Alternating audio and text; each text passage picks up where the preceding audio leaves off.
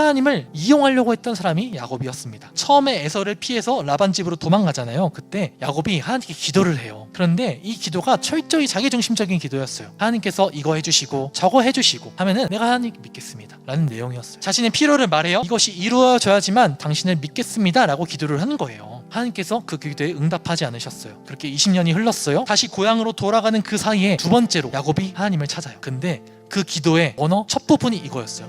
하나님, 나는 아무것도 아닙니다.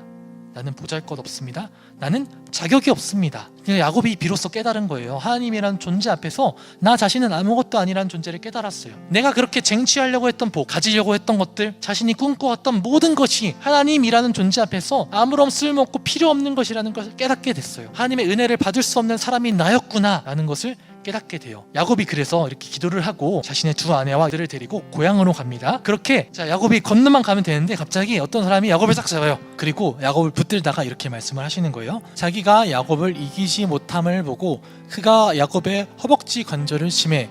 하나님이 야곱을 이기지 못했대요. 이 이기다라는 단어를 보니까 감당하다, 억제하다, 용납하다라는 뜻을 가지고 있어요. 그러니까 하나님께서 보시기에 이 야곱이라는 존재가 아직 하나님께서 용납할 수 없는 사람이었던 거예요. 야곱이라는 그 존재가 자기의 의로 자신의 노력으로 살아온 이 사람을 하나님께서 용납할 수 없었던 거예요. 그래서 하나님께서 무슨 행동을 하시냐 하면은 허벅지 관절을 어긋나게 하시는 겁니다. 그런데 이 허벅지 관절이 어떤 것을 의미하냐? 생명력을 의미하는 신체 부위였던 거예요. 이 허벅지 관절이 힘의 원천이라고 불렸던 거예요. 그러니까 사람의 가능성과 자기중심적인 사람의 의지를 하나님께서 꺾어버리시는 거예요. 어긋나게 하시고 더 이상 자기 힘으로 살아갈 수 없는 존재로 만들어버리셨어요. 더 이상 자기 방식으로 살아갈 수 없는 사람으로 만드셨어요. 그 다음에서 무엇을 하시냐? 그 다음에 이름을 바꾸시는 거예요. 그가 이르되 내 이름을 다시는 야곱이라 부를 것이 아니요 이스라엘이라 부를 것이니. 자, 이 이름이 하나님께서 다스리신다라는 표현을 가지고 있는 거예요. 야곱이라는 이 이름은 자신의 힘과 가능성의 상징이었던 거예요. 속이는 자의 인생을 상징했던 거예요. 그런데 하나님께서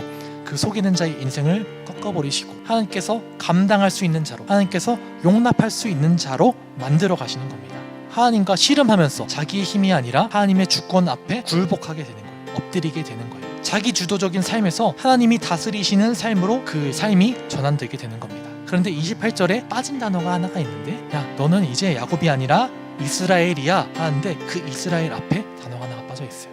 오직 이스라엘이라 부를 것이다 라고 되어 있어요. 오직. 너는 더 이상 야곱이 아니야. 너는 오직 이스라엘이라 하겠다 라고 선언해 주시는 거예요. 더 이상 너는 너의 힘으로 사는 존재가 아니다. 너는 오직 이스라엘, 오직 나의 다스림 속에 살아가는 존재로 만들 것이다. 내가 너의 인생을 통치하고 다스릴 것이다 라고 말씀해 주시는 거예요.